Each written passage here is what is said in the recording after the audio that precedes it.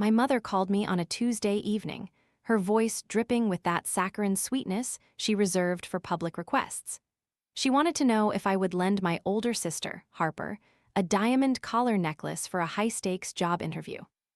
What she conveniently omitted from that polite inquiry was that she had stolen that exact necklace from me a decade earlier in a desolate parking lot. And what I didn't tell her, as she spoke, was that I was standing in the master study of my Connecticut home, gazing at those very diamonds, gleaming inside my steel safe. She believed I had spent years tracking the piece down, desperate to restore our family's tarnished pride. She had no idea I had bought it back from a pawn shop because her golden child, Harper, was secretly bankrupt. I simply told my mother she could come to my house on Saturday to pick it up. I didn't say yes, I just gave her the address. What happened when they walked through my front doors is the reason I am telling this story today. Welcome back to Aura Vengeance, where we tell quiet, true-to-life stories about family dynamics, hidden wealth, and the moment someone stops shrinking to fit a mold they were never meant for. If you have ever watched your own parents play favorites while you quietly built your own life, this one is for you. To truly grasp the breathtaking audacity of my mother's request, you have to rewind 10 years to a wood-paneled law office in downtown Hartford. I was 24. My grandmother had just passed away, and the lawyer, his voice dry as old parchment, began to read the will. My mother, Sylvia, sat stiffly, her back ramrod straight in her leather chair. Harper, next to her, was absorbed in her phone, her thumb tapping rhythmically under the table. When the lawyer reached the jewelry addendum, he read my name. Addison Davis receives the antique diamond collar. Harper's tapping stopped. My mother shifted, her jaw tightening almost imperceptibly. The lawyer slid a flat velvet box across the polished table toward me, beside it. He also pushed a plain brown envelope. I reached for the box, but before my fingers could even brush the velvet, my mother's hand clamped down on my wrist. Her nails dug into my skin. "We will sort this out outside," she whispered. Her voice barely audible, yet carrying a tone I had learned to obey since childhood. The Connecticut air was thick and humid as we stepped out into the asphalt parking lot. My father, Thomas, stood by their sedan, staring at his shoes. He always looked at his shoes when my mother prepared to reset the balance of power. Sylvia held the velvet box. She snapped it open, and the diamonds, old mine-cut stones set in heavy platinum, caught the midday sun, scattering light like 1,000 tiny stars. She didn't look at me. Her gaze was fixed on Harper. "These fit your complexion so much better, Harper," my mother declared. Then, her eyes flicked to me, a cold, calculating inventory in her stare. "You're a grad student, Addison. You live in a studio apartment above a bakery. Where exactly are you going to wear these?" She closed the box and handed it directly to my sister. Harper smiled, a smug, satisfied curve of her lips, and slipped it into her designer purse. "If you make a scene over this," my mother added, her tone dropping a register, "I will cut your tuition assistance today. Don't be selfish about family property." I stood on the warm asphalt, a silent spectator to my own dispossession. I didn't scream.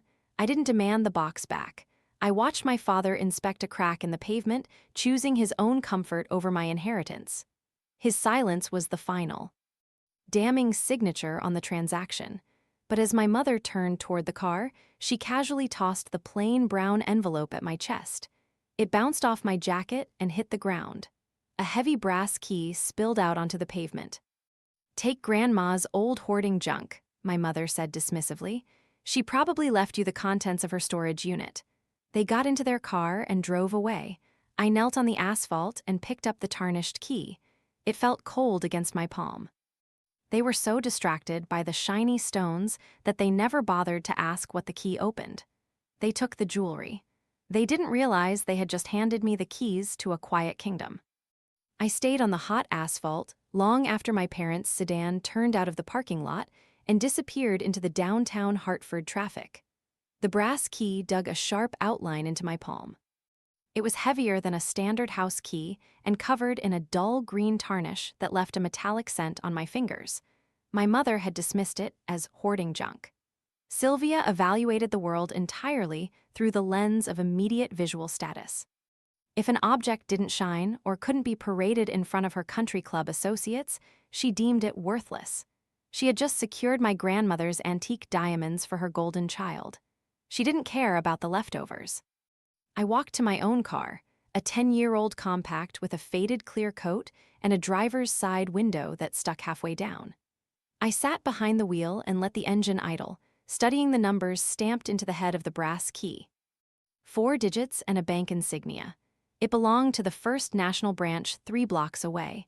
As I put the car in gear, my thoughts drifted to my sister. Harper was 6 months away from marrying Bradley, a man whose family possessed a recognizable surname but very little actual liquidity. He wore tailored suits with slightly frayed cuffs and spoke loudly about summering on the coast while quietly dodging calls from credit card companies. My mother was obsessed with the match. She viewed Bradley's pedigree as a social elevation and was actively draining her own retirement accounts to fund a lavish society wedding. I was expected to serve as a quiet background character in their production. A struggling graduate student sister makes for a humble contrast to a radiant, wealthy bride.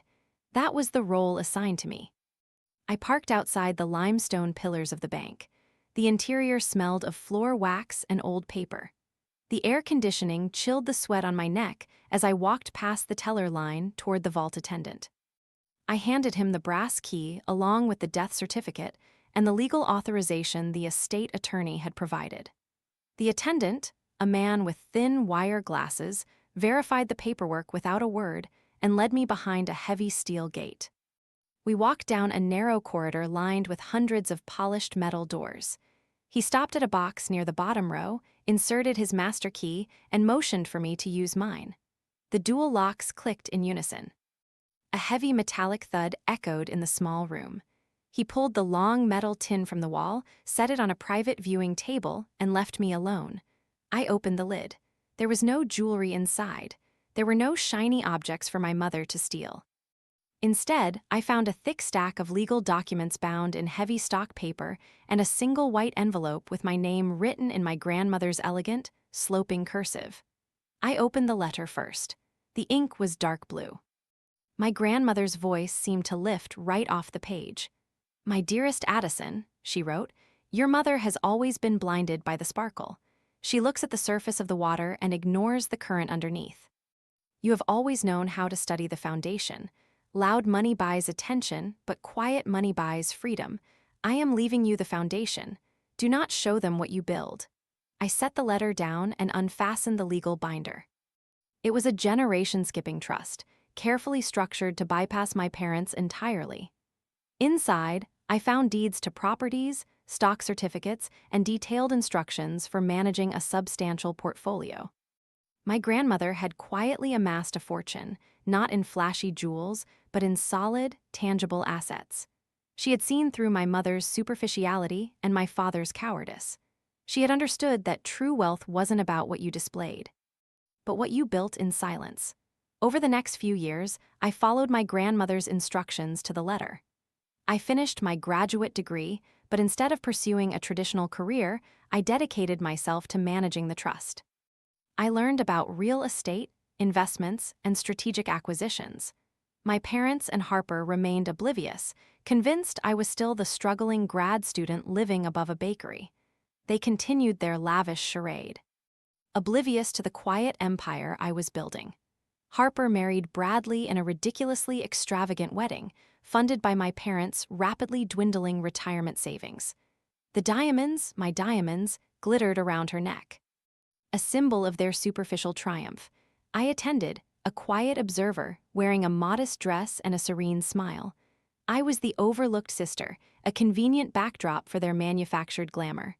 The facade, however, was as fragile as spun sugar. Bradley's family name couldn't pay the bills, and Harper's spending habits were legendary. Within 5 years, their carefully constructed world began to crumble. Bradley's business ventures proved to be nothing more than elaborate Ponzi schemes. And Harper's credit cards were maxed out. The whispers started quietly, then grew louder. Foreclosure notices, lawsuits, and eventually, a very public divorce. Bradley, it turned out, had systematically drained Harper's accounts. leaving her with nothing but debt and a sprawling, unmanageable house. The day the repo man came for Harper's luxury SUV was a spectacle. It was a bright, sunny afternoon, perfect for public humiliation. The tow truck driver hooked the vehicle while Harper stood on the manicured lawn, screaming at him, at the neighbors, at her rapidly evaporating status. Her carefully curated image, her entire identity, evaporated in a single afternoon, leaving behind a trail of unpaid dues and whispered gossip. My parents reacted exactly as the arithmetic of our family dictated. They did not hold Harper accountable for living a fraudulent life. They did not question her choices or demand she take responsibility for her actions. Instead, they treated her as a helpless victim of a cruel spouse. To prevent the bank from foreclosing on Harper's sprawling house, Sylvia forced my father to take out a second mortgage on their own suburban property. They drained the meager equity they had built over 30 years of labor. They liquidated what little remained in their retirement funds. They were actively setting themselves on fire to keep my sister warm. The math was horrifying, but entirely predictable. They valued her comfort over their own survival. Then the focus shifted toward me. When the second mortgage failed to cover the mounting legal fees associated with the divorce proceedings, my phone began to vibrate. It started with text messages from my mother detailing Harper's tragic situation. When I did not respond, the texts escalated into voicemails. Sylvia left long, weeping messages demanding family unity. She insisted that everyone needed to sacrifice during this crisis. She never acknowledged her past cruelties or the fact that she had denied me basic assistance years ago. She simply expected me to absorb their manufactured disaster and offer my meager resources to plug the holes in their sinking ship. I sat in my Westport estate, listening to the voicemails playing through the speakerphone. I poured a cup of black coffee and stared out the window at my manicured lawn. I did not feel guilt. I felt the profound calm of a reinforced boundary. I deleted the messages and placed my device on silent. The desperation crested on a cold Thursday evening in February. Harper bypassed our mother and called me directly. I answered, assuming it was a logistical update regarding a hospitalized relative. My sister did not offer a greeting. Her voice was brittle and sharp with panic and entitlement. "I'm losing the house," she announced. "The bank is forcing a short sale next week. I need a place to stay while my attorneys sort out Bradley's theft." I remained silent, allowing her to fill the empty space. "I know your apartment is tiny," Harper continued, her tone adopting a familiar, condescending edge. "But you must have a pull-out couch in the living room, or I can take your bedroom, and you can sleep in the main area. It will only be for a few months until I get back on my feet. Have your landlord clear a parking spot for me." She was not asking for refuge. She was issuing a directive. Harper still believed I lived in a squalid walk-up above a bakery. She assumed she could commandeer my small space, displace me from my own bed, and treat my home as a temporary inconvenience. She expected me to shrink my life to accommodate her failure, just as our parents had always forced me to do. I looked around my master study, taking in the custom walnut bookshelves, the roaring fireplace, and the oil painting concealing my vault. I was standing in a 5-bedroom mansion. I had guest suites with private bathrooms and heated floors, but maintaining the camouflage required strict discipline. "I'm sorry, Harper," I replied, my voice perfectly level. "My lease strictly prohibits long-term guests. The landlord is very particular about occupancy limits. You cannot stay here." There was a sharp intake of breath on the other end of the line. "You're joking." She snapped, "I'm about to be homeless, Addison. You're my sister. You have to let me in." "I don't have the space," I repeated, refusing to offer excuses or apologies. "You will need to make other arrangements." She hung up the phone. Less than 10 minutes later, my device illuminated with a text message from Sylvia. The words on the screen were typed in pure venom. "You are a heartless sister. Your own flesh and blood is suffering, and you refuse to offer a simple couch. You are a selfish disappointment. Do not bother showing your face at this house again."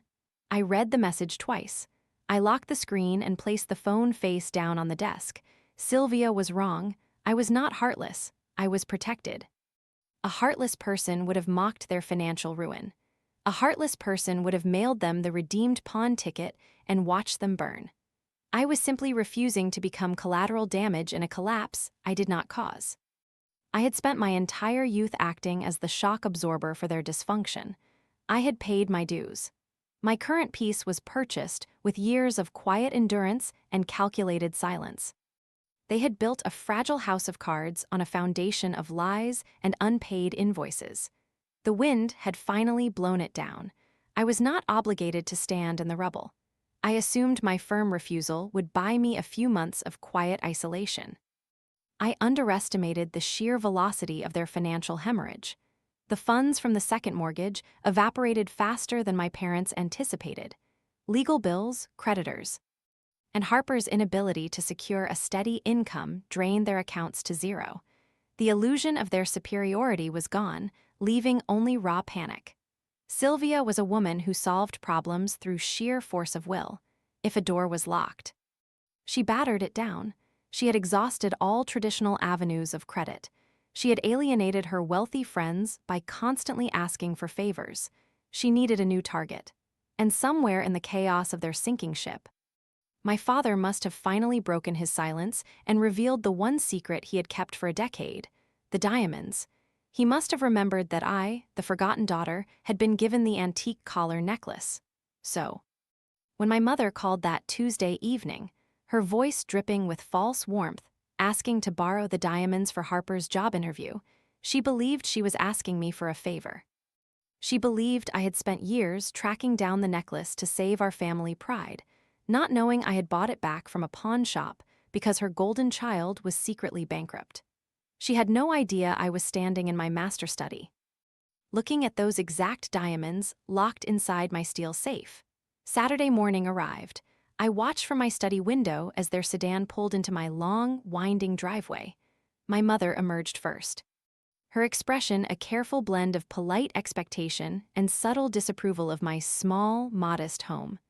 Harper followed, her face a mask of weary entitlement.